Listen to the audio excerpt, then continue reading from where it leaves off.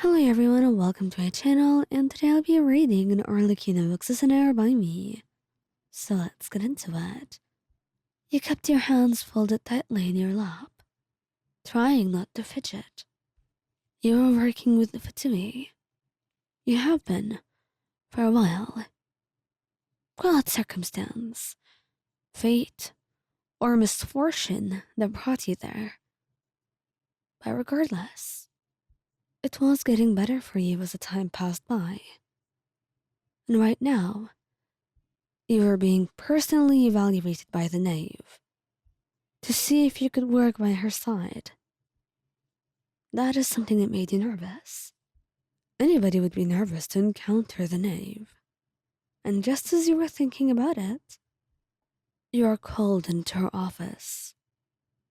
You step inside. You'd never seen her before. So this is your first impression. The room is vast, but stark. Papers stacked neatly on one side. There is a fireplace, and at the center is a grand desk. And behind it sits a woman. Her presence fills the room before she even speaks. Her hair pulled back, posture straight, eyes sharp. Just every bit of what you imagined her to be. You've heard of her, of course. Everyone has. A harbinger. A figure feared as much as she's respected. Sit, she says, her voice low and commanding. You obey quickly, lowering yourself into the chair across from her desk. She studies you in silence, and it feels like she's peeling back every single layer of you, seeing things you didn't even know you carried. You swallow, your nerves threatening to choke you. And then something in the air shifts. Her gaze lingers a little too long. And it's not because of that coldness in her gaze. No, there is something else. Something like recognition. Your name, state it, she finally says. And you tell her. And she repeats it under her breath, testing it, as though trying to confirm something. Her eyes narrow slightly. And where did you grow up? Here, in Fontaine. I've lived here all my life. Something almost imperceptible flickers across her face. A memory. A ghost. You tilt your head, curious despite yourself. Do I know you? Have I seen you before?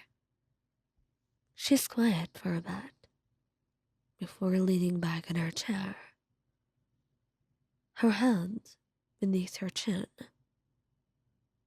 her lips curving up into a faint, sharp smile. Perhaps once.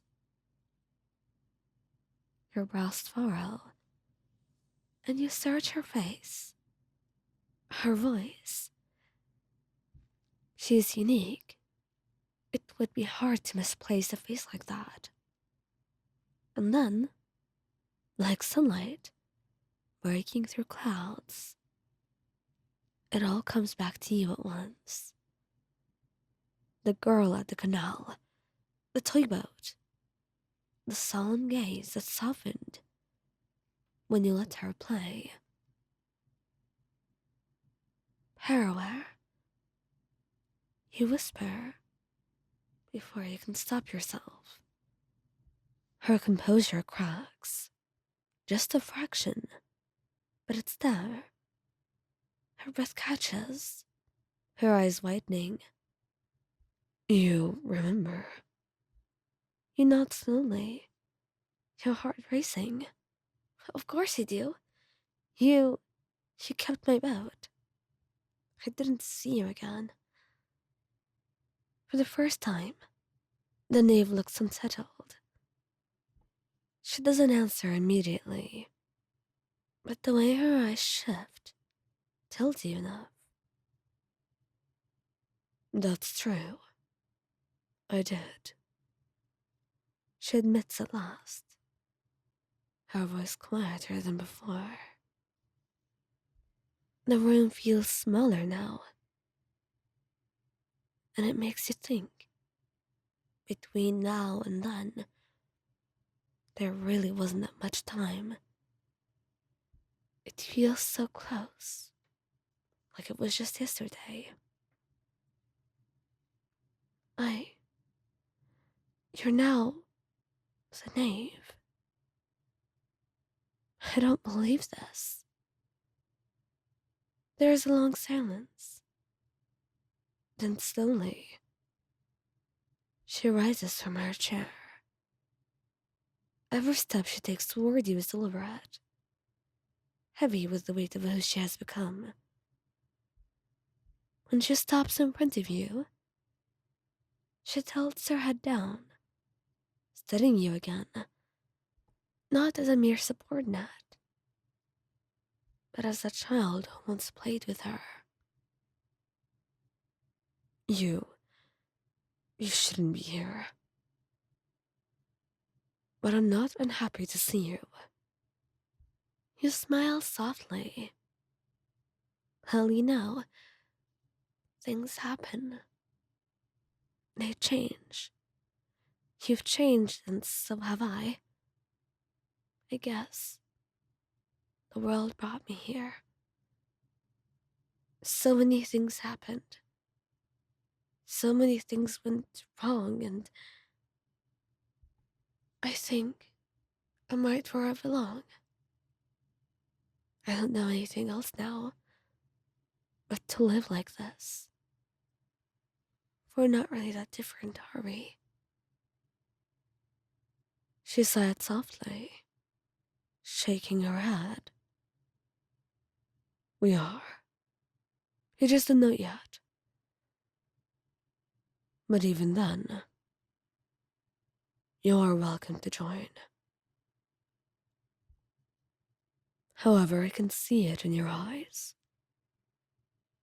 You haven't changed much, she says, with a smug smile, and you blush softly, tilting your head. We'll see about that. What do they call you now? Arlecchino? I suppose they do. Well then, Arlecchino, we'll leave it up to time to show who changed the most.